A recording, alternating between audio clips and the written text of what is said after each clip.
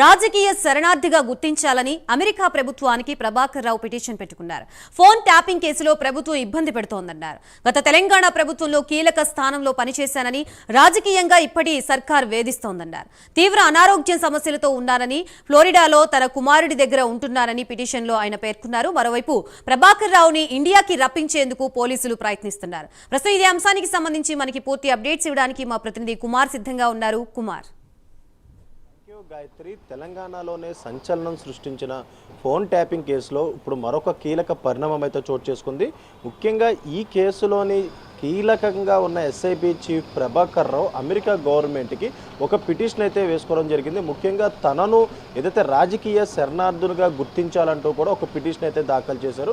ముఖ్యంగా ఏదైతే తెలంగాణలోని కాంగ్రెస్ ప్రభుత్వం తనను వేధిస్తుందంటూ కూడా ఆ పిటిషన్లు అయితే పేర్కొన్నారు.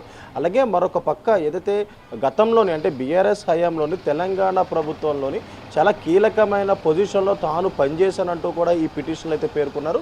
ముఖ్యంగా తెలంగాణలోనే ఏదైతే ఫోన్ ట్యాపింగ్ ఎప్పుడైతే బయటకు వచ్చిందో అప్పటి నుంచి కూడా ప్రభాకర్ రావు యుఎస్లోనే ఉంటున్నారు. ఈ నేపథ్యంలోనే ఈరోజు ఏదైతే యుఎస్ గవర్నమెంట్కి ఒక పిటిషన్ అయితే దాఖలు చేశారు. ముఖ్యంగా తనను రాజకీయ శరణార్థునిగా గుర్తించాలంటూ కూడా ఈ పిటిషన్లో పేర్కొన్నారు. అలాగే మరొక పక్క ఈ కేసులోని ఇప్పటికీ ఏదైతే తెలంగాణ పోలీసులు కూడా ఏదైతే ఇంటర్పోల్ని ఆశ్రయించి ఏదైతే ప్రభాకర్ రావుని ఇండియాని రప్పించేందుకు కూడా రెడ్ కార్నర్ నోటీసులు కూడా జారీ చేసేందుకు కూడా ప్రయత్నాలు అయితే కొనసాగిస్తున్నారు. అలాగే మరొక పక్క ప్రభాకర్ రావుది అలాగే శ్రావణ్ రావు ఇద్దరి పాస్పోర్ట్లు కూడా ఇప్పటికే క్యాన్సిల్ చేశారు.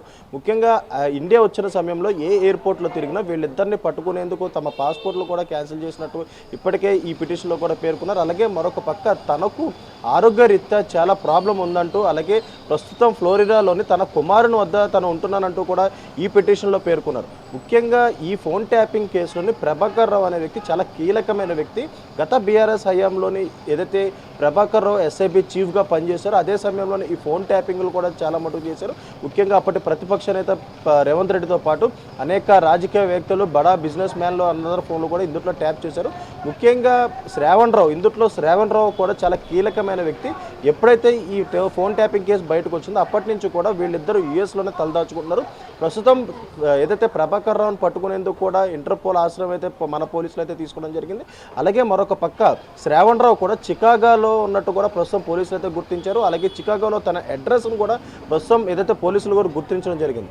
ముఖ్యంగా ఈ ఫోన్ ట్యాపింగ్ కేసు ఎప్పుడైతే బయటకు వచ్చిందో ప్రణీత్ రావు అనే వ్యక్తిని అరెస్ట్ చేసిన తర్వాత వరుసగా అరెస్టులు అయితే కొనసాగాయి. ముఖ్యంగా చాలా మట్టుకు ఏదైతే గతంలో బీఆర్ఎస్ హయాం సమయంలోని ఏదైతే ఎలక్షన్ సమయంలోని అలాగే బై ఎలక్షన్ సమయంలోని ప్రతి చోట కూడా ఈ ఫోన్ ట్యాపింగ్ను ఉపయోగించినట్లు కూడా ఇప్పుడు కాంగ్రెస్ ప్రభుత్వం గుర్తించిన నేపథ్యంలోనే వరుసగా అరెస్టులు అయితే కొనసాగాయి. అలాగే ఇందులో చాలా మటుకు కీలక పోస్టులో పనిచేసిన ప్రతి ఒక్కళ్ళు కూడా పోలీసులు అరెస్ట్ చేసి వాళ్ళ వాంగ్మూలం కూడా రికార్డ్ చేశారు. ఈ నేపథ్యంలో ప్రతి ఒక్కరు ఇచ్చిన స్టేట్మెంట్లో కూడా ఎస్ఐబి చీఫ్ ప్రభాకర్ రావుతో పాటు శ్రావణ్ రావు పేర్లు కూడా వాళ్ళైతే చెప్పడం జరిగింది. ఏదైతే వాళ్ళ చీఫ్ చెప్పిన ప్రకారమే ఈ ఫోన్ ట్యాపింగ్లు చేశామంటూ కూడా వాళ్ళైతే వాంగ్మూలం అయితే ఇవ్వడం జరిగింది. ఈ నేపథ్యంలోనే ఇప్పుడు ప్రభాకర్ రావును పట్టుకునేందుకు ఏదైతే పోలీసుల ఏదైతే శ్రమ అయితే పడుతున్నారు. ముఖ్యంగా ఇంటర్పోల్ను ఆశ్రయించి రెడ్ కార్నర్ నోటీసులు జారీ చేయడానికి కూడా ఇప్పటికే పోలీసులు సన్నాహాలు అయితే చేస్తున్న నేపథ్యంలోనే ఇప్పుడు ప్రభాకర్ రావు అమెరికన్ గవర్నమెంట్కి ఇలాంటి పిటిషన్ వేయడం అనే వెనక కారణం ఏంటనేది అయితే ప్రస్తుతం ప్రజలు కూడా ఆలోచిస్తున్నారు.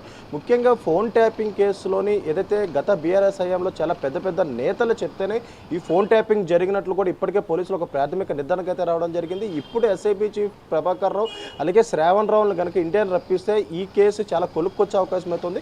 ఎందుకంటే ఈ కేసులో ప్రతి ఒక్కరిని కూడా పోలీసులు నోటీసులు ఇచ్చి మరీ విచారించారు.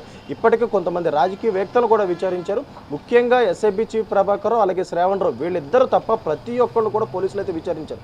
ఇప్పుడు ఏదైతే ఈ కేసు నుంచి తప్పించుకునేందుకు SIB chief Prabhakar Rao US గవర్నమెంట్కి ఇలాంటి అపీల్ పెట్టుకున్నారు. అలాగే మరొక పక్క శ్రావణ్ రావును కూడా ఇండియన్ రప్పించేందుకు కూడా రెడ్ కార్నర్ నోటీసులు ఇవ్వడానికి కూడా పోలీసులు సిద్ధమయ్యారు. అలాగే చికాగోలోని శ్రావణ్ రావుకు సంబంధించిన అడ్రస్ను కూడా కనుగొన్నారు.